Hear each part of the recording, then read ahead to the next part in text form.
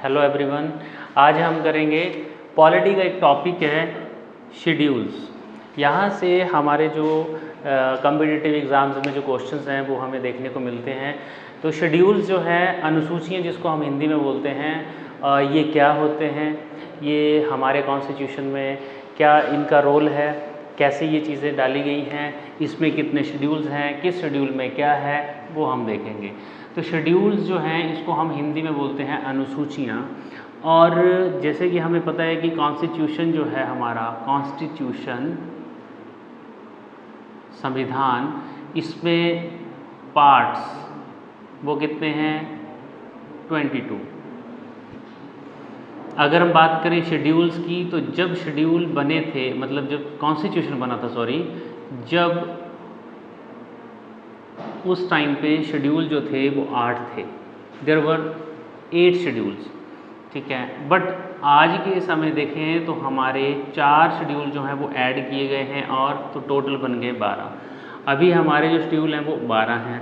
अगर हम वार्ड्स की बात करें तो 22 ही हैं। शेड्यूल्स की बात करें तो 8 और 4 कितने हो गए 12, ठीक है। तो ओरिजिनली देयर वर 8 शेड्यूल्स और 4 जो हैं वो ऐड किए गए थे अमेंडमेंट्स के द्वारा। अगर हम बात करें आर्टिकल्स की तो आर्टिकल्स कितने हैं, तो वो थे 395। हालांकि इसमें जो है अमेंडमेंट्स करके ऐड हुए हैं, बट ओरिजिनली 395 ही हैं, ठीक है। और ओरिजिनली पार्ट्स भी 22 ही हैं, बट उनमें अमेंडमेंट्स जब करते हैं तो उसमें ऐड ऑन हो जाती हैं चीज़ें अमेंडमेंट्स के थ्रू। अब देखिए जो शेड्यूल्स हैं इनके ऊपर हम बात करते हैं कि शेड्यूल्स क्या चीज़ हैं। देखिए शेड्यूल जो होती हैं हमारी, ये बहुत से शेड्यूल हैं। 12 शेड्यूल्स की बात की हमने, तो उसमें से जो पहला शेड्यूल है, फर्स्ट शेड्यूल, उसमें जो कॉन्स्टिट्यूशन में बताया गया है इन द फॉर्म ऑफ कि क्या चीज़ है, तो वहाँ पे है स्टेट्स एंड यूटीज़। ये हमारा फर्स्ट शेड्यूल कहलाता है। स्टेट्स एंड यूटीज़ मतलब जो हमारे राज्य हैं और हमारी यूनियन टेरिटरीज़ हैं। मतलब जो हमारे राज्य, कितने राज्य 28 और यूटीज़ 8, इन सभी का जो भी मतलब इनका एरिया, इनमें क्या चीज़ें हो सकती हैं, एरिया, इनका एडमिनिस्ट्रेशन, इनका administrative control, everything is there. So states and UTs में हमारा आ गया पहला शेड्यूल। दूसरा शेड्यूल जो है वो हमारा वो है सेकंड शेड्यूल। इसको हम बोलते हैं कि जब भी हमारे जो एक पॉलिटिकली स्ट्रक्चर में, जैसे प्रेसिडेंट हैं, सबसे कॉन्स्टिट्यूशन में हाईएस्ट पोजीशन पे प्रेसिडेंट रहते हैं। प्रेसिडेंट के बाद हमें देखने को मिलता है कि वाइस प्रेसिडेंट हैं, प्राइम मिनिस्टर हैं और कैबिनेट मिनिस्टर्स हैं। तो ये जो इनकी जो हमारी ओथ्स एंड अफर्मेशंस होती हैं और सैलरीज होती हैं, उनको भी शेड्यूल्स में डाला गया है। तो अभी जो अब सेकंड शेड्यूल की बात करें तो यहाँ पे हमें सैलरीज, इमोल्यूमेंट्स एंड अलाउंसेस, जो भी इनको बहुत सारी सुविधाएं दी जाती हैं, भत्ते दिए जाते हैं, सैलरीज़ के अलावा इनको बहुत कुछ जो है वो मिलता है, तो वो जो हैं वो हमें इस शेड्यूल में देखने को मिलते हैं, ठीक है। तो ये जो है वो किसकी बात बोल रहे हैं, लाइक प्रेसिडेंट हैं, ठीक है, president, vice president, prime minister, और भी जो हैं हमारे जैसे सुप्रीम कोर्ट के जज हैं, हाईएस्ट पोजीशन की IAS ऑफिसर्स हैं। तो उनकी जो चीज़ें हैं, जैसे आपके कैग है, ठीक है जी, अटॉर्नी जनरल है, इनकी जितनी भी जो चीज़ें दी जाती हैं, सैलरीज, एमोल्यूमेंट्स, अलाउंसेस, उनके बारे में क्लियरली मेंशन किया गया है। थर्ड शेड्यूल में हमारा इन्हीं के रिगार्डिंग, इन्हीं के पोजीशंस के रिगार्डिंग ओथ एंड अफर्मेशंस हैं। ओथ एंड अफर्मेशंस, कौन किसको ऑथ एंड अफर्मेशन दिलाएगा, ये चीज़ें, जैसे प्रेसिडेंट को जो है वो चीफ जस्टिस ऑफ इंडिया जो है वो ऑथ दिलाता है। प्रेसिडेंट की पोजीशन जो है वो इलेक्टेड है, बट प्रेसिडेंट जो है उसको अपॉइंट नहीं किया जाता, वो उसको जो है वो ओथ दिलवाई जाती है, वो किसी के द्वारा अपॉइंट नहीं किया जाता है, ठीक है। उसको ओथ दिलाई जाती है प्रेसिडेंट को, और वो ओथ एंड अफर्मेशन उनको कौन दिलाएगा, तो चीफ जस्टिस ऑफ इंडिया दिलाएगा, ठीक है। तो ये अलग अलग जो जितने भी है, कौन किसको शब्द दिलाएगा, कौन किसको अपॉइंट करेगा, ये चीज़ें जो है वो हमारी 3rd शेड्यूल में दी गई हैं इन शॉर्ट। 4th शेड्यूल जो है, चौथी अनुसूची जो है वो हमारी वो बनती है allocation of seats in Rajya Sabha.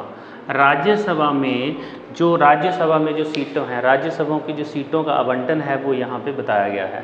ठीक है जी। तो allocation of seats in Rajya Sabha, अब राज्यसभा की जो सीट्स हैं वो कैसे आवंटित की जाती हैं उसके बारे में ये चीज़ बताई गई है। वैसे तो लोकसभा की हो, विधानसभा की हो, राज्यसभा की हो, ये सभी सीटें जो हैं वो उनकी एलोकेशन जो है on the basis of population किया जाता है। जितनी ज़्यादा पॉपुलेशन होगी जिस राज्य की, उतनी ही ज़्यादा सीटें वहाँ पे रखी जाएंगी, क्योंकि रिप्रेजेंटेशन जो है वो जितनी ज़्यादा पॉपुलेशन होगी उतने ही ज़्यादा वहाँ पे सीटें देखने को मिलेंगी। ये हम विधानसभा में भी देखते हैं, ये हम राज्यसभा में भी देखते हैं और लोकसभा में भी देखते हैं। नेक्स्ट आता है शेड्यूल 5th। इसमें जो है वो हमारा कुछ एडमिनिस्ट्रेटिव जो हमारा कंट्रोल होता है वो देखा जाता है, वो भी स्पेशल कैटेगरी जो स्टेट्स हैं हमारी, जैसे नॉर्थ ईस्टर्न स्टेट्स हैं, तो स्पेशल कैटेगरी स्टेट्स जो हैं हमारी, उनका एडमिनिस्ट्रेटिव कंट्रोल ऑफ जो स्पेशल कैटेगरी स्टेट्स, जैसे जिसको बोलते हैं हम शेड्यूल्ड एरियाज। ठीक है। तो शेड्यूल्ड एरियाज जो हैं उनका एडमिनिस्ट्रेटिव कंट्रोल हमें 5th आर्टिकल में देखने को मिलता है। जैसे अगर हम बात करें हमारे भाग 21 में 371 ए, 371 बी, सी, डी, इस तरह से हमें नॉर्थ ईस्टर्न स्टेट्स और कुछ साउथ की स्टेट्स देखने को मिलती हैं जो हमारी, जिनको स्पेशल कैटेगरी स्टेटस दिया गया है। 11 जो हमारी स्टेट्स हैं वो उनको दिया गया है, उनमें से कुछ स्टेट्स का शेड्यूल्ड एरिया जो हमारी एडमिनिस्ट्रेटिव कंट्रोल है वो हमें देखने को मिलता है 5th शेड्यूल में। नेक्स्ट आता है 6th शेड्यूल। अब 6th में भी ऐसा ही है जो एडमिनिस्ट्रेटिव कंट्रोल ऑफ, बट इसमें जो है वो हमारा 4 स्टेट्स हैं, स्पेशल प्रोविज़न्स रखे गए हैं इनके लिए। ठीक है जी। स्पेशल प्रोविज़न्स रखे गए हैं, क्यों रखे गए हैं? क्योंकि ये जो स्टेट्स हैं वो थोड़ी सी ज़्यादा वनरेबल हैं, ज़्यादा संवेदनशीलता है इनमें, क्योंकि यहाँ पे इन्फिल्ट्रेशन होती है, यहाँ पे जो है वो आउट ऑफ बोल सकते हैं आपकी जो हमारे एरियाज़ हैं, जैसे इंटरनेशनल बाउंड्रीज अटैच हैं काफ़ी जगह, तो वो हैं ये जैसे ATMM, इसको हम इन शॉर्ट याद रखने के लिए बोल सकते हैं ATM में मनी नहीं, क्योंकि ये हमारी नॉर्थ ईस्टर्न स्टेट्स हैं, इनको एक ट्रिक है याद रखने की, ATM में मनी नहीं। ATM में मनी नहीं का मतलब A से बन गया आसाम, T से बन गया त्रिपुरा, M से बन गया मिज़ोरम और नेक्स्ट M से बन गया मेघालय।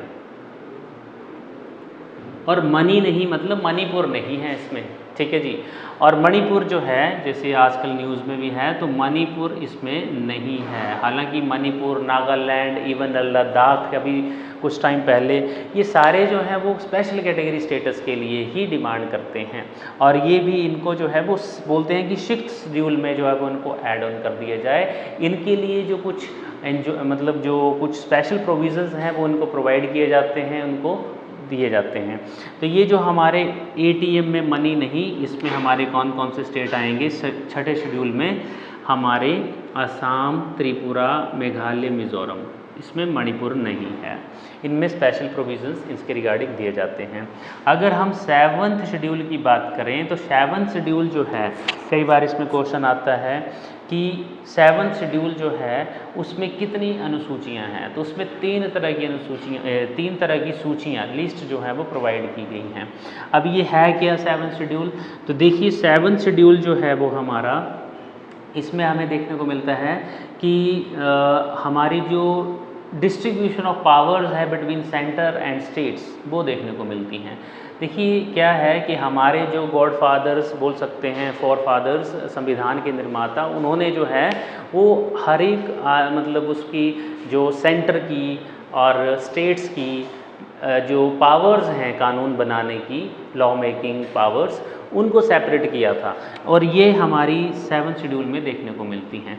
तो 7th शेड्यूल में हमें कौन कौन सी लिस्ट देखने को मिलेंगी वो है, तो इसको हम बोलते हैं separation of powers between centre and state. तो सेंटर और स्टेट्स के बीच पे जो पावर्स की सेपरेशन है वो देखने को मिलती है 7th शेड्यूल में। इसमें 3 सूचियाँ हैं, 3 lists are there in this schedule. कौन कौन सी हैं? Union list, state list and concurrent list. इनको हम हिंदी में कहते हैं संघ सूची, राज्य सूची और समवर्ती सूची। अब देखिए यूनियन लिस्ट जो है, इसमें जो है वो ऐसे विषय हैं, ऐसे सब्जेक्ट्स हैं जिनके ऊपर केंद्र सरकार के पास पावर है कानून बनाने की। इसमें 100 सब्जेक्ट जो हैं वो हमें देखने को मिलेंगे। मतलब बोलने का ये है कि सेंट्रल गवर्नमेंट जो है वो 100 सब्जेक्ट्स के ऊपर, 100 विषयों के ऊपर जो है कानून बना सकती है। अगर हम स्टेट लिस्ट की बात करें तो स्टेट लिस्ट जो है इसमें हमारे पास 61 जो हैं वो सब्जेक्ट हैं इस टाइम पे। पहले ये ज़्यादा हुआ करते थे 66, बट अब 61 है।